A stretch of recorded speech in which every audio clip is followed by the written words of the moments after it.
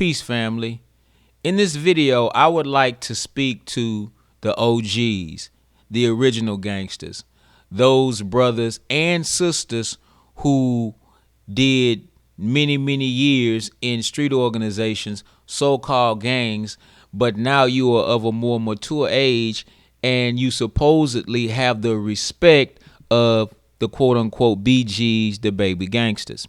Now, I don't know about you all, but I've been kind of following this back and forth between the singer Chris Brown and the rapper Soulja Boy. Soulja Boy is from Atlanta. Chris Brown is from somewhere else. And some kind of way the both of them ended up in LA and are claiming a blood hood in Los Angeles. Now, their gift, their talent, their business is what brought them out to California. Why they would want to become successful, multimillionaires, I think, and then move out to LA in order to degenerate back into gang warfare or set tripping, if you will, for the life of me, I cannot understand that.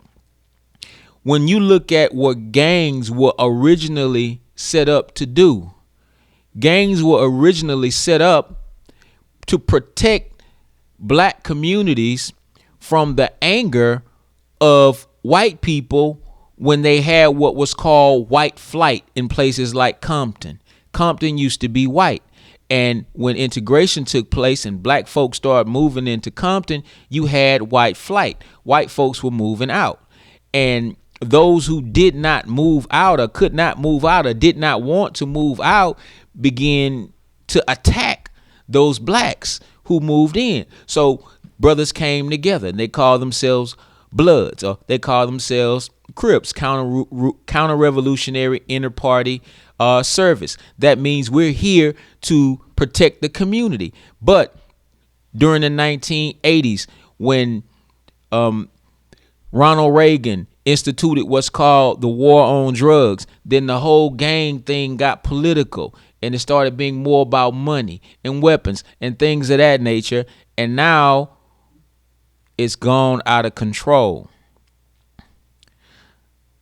Who's responsible for teaching the likes of Soulja Boy and the likes of Chris Brown about what these street organizations were really set in place for?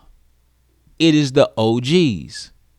See, many of the OGs, the original gangsters, many have done prison time.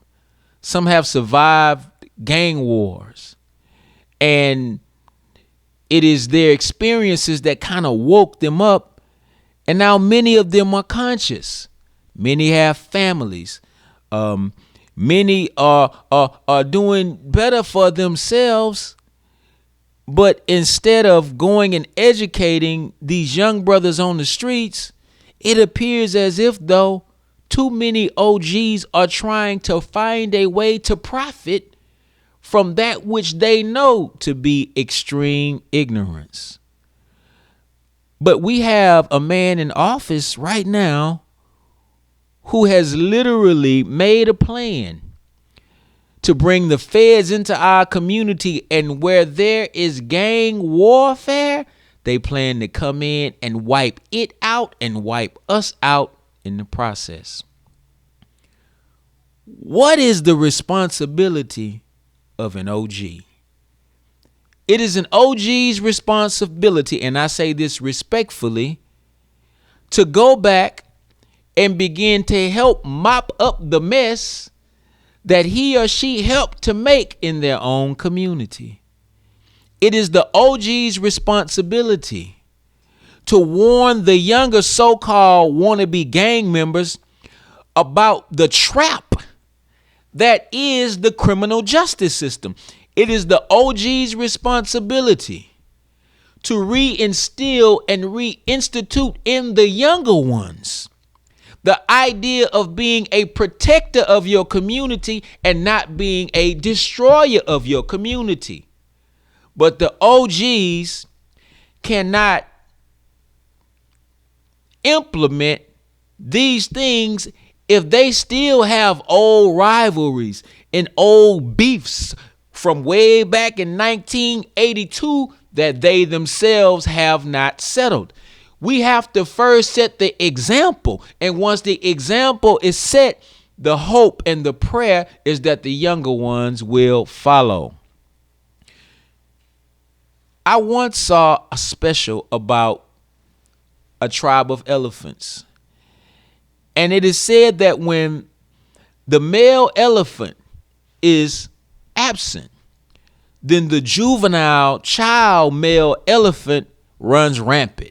He begins attacking people, which is something elephants usually don't do. They go into villages and start knocking over huts. Which is something that elephants normally don't do. Where the older male is absent, the younger male runs rampant. Now, there are many fathers who are not in the home, and their sons and daughters are resorting to gang life. There are many fathers who are in the home, sons still resorting to gang life. It is the OGs that made the gang life so attractive. It is the OGs that made the gang life something that young people aspire to. Now it's time for us to flip the script. So my plea is for everyone out there who at one time was a street hustler, a former gang member, or an OG, unite with other OGs. Come up with a plan and a strategy to help these young brothers see the light. Because if we don't get to them quick, fast, in a hurry, the tanks will be rolling into our communities before we know it. And that one youngster that we had the opportunity to warn, it might be too late.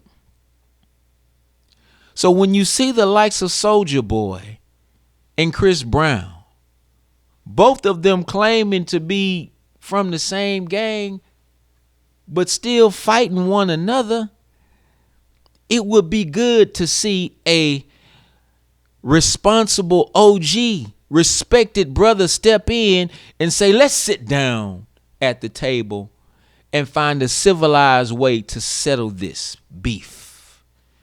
And in most cases, it's not really even a beef. It's just a tactic that they use to sell more records. But what they do is they pollute the positive energy that we're trying to put into the other youth by spreading the spirit of division instead of the spirit of unity.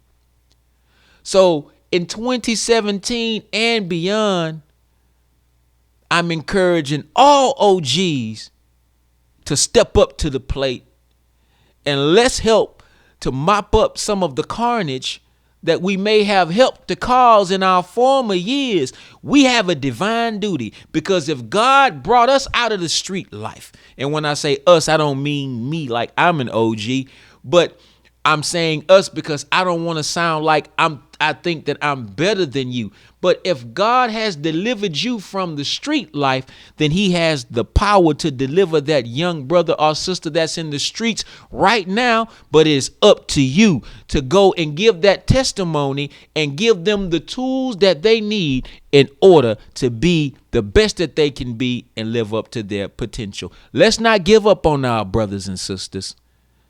Let's be about the business of helping to save them. And we believe that the OGs have a part to play that is very important. Peace.